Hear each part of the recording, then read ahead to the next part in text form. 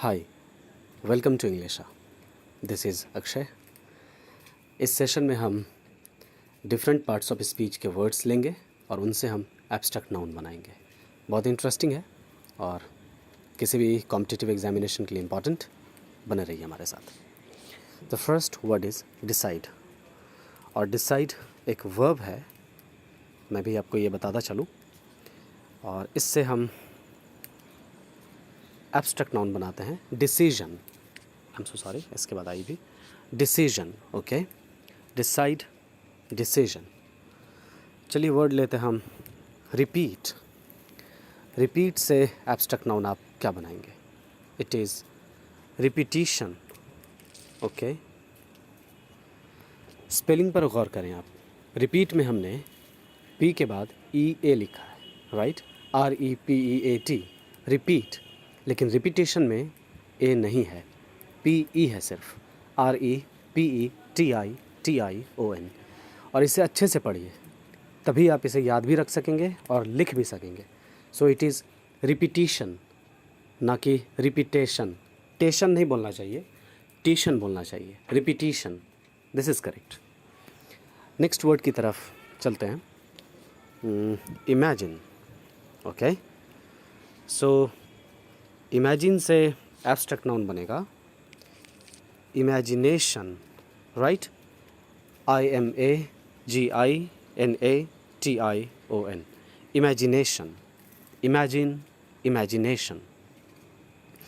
कुछ और एक वर्ड लेते हैं, अच्छा word, intentious. Okay, intentious, INTENTIOUS, intentious. Intentious से एब्स्ट्रैक्ट नाउन बनेगा, okay, intention, right? Intentious, intention.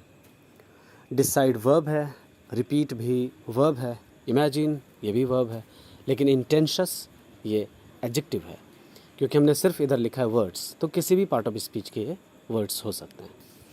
जैसे जैसे याद आ रहा है मैं वैसे बताता जा रहा हूँ। चलिए एक नेक्स्ट वर्ड लेते हैं, जैसे pride. Okay, PRIDE, pride. Sorry, यहाँ मुझे लिखना होगा प्राउड। प्राइड तो खुद ब खुद एब्स्ट्रैक्ट नाउन है। Okay, so proud is an adjective और इससे हमने बनाया एब्स्ट्रैक्ट नाउन प्राइड, राइट? इसे आप याद रखेंगे। नेक्स्ट वर्ड जैसे एक्सीलेंट। एक्सीलेंट, इससे एब्स्ट्रैक्ट नाउन तो EXCELLENCE, this is excellence. Excellence एक एब्स्ट्रैक्ट नाउन है और एक्सीलेंट एडजेक्टिव है। ओके, ये डॉट मिट जाए। Okay, next word is intelligent. मैं अभी इसकी ट्रिक बताता हूँ आपको। This is intelligence, right? गौर करें कि एक्सीलेंट में अंत में टी लिखा है एडजेक्टिव वाले फॉर्म में, और इंटेलिजेंट में भी लास्ट में टी लिखा हुआ है। आपने गौर किया? टी चेंज हो रहा है CE में।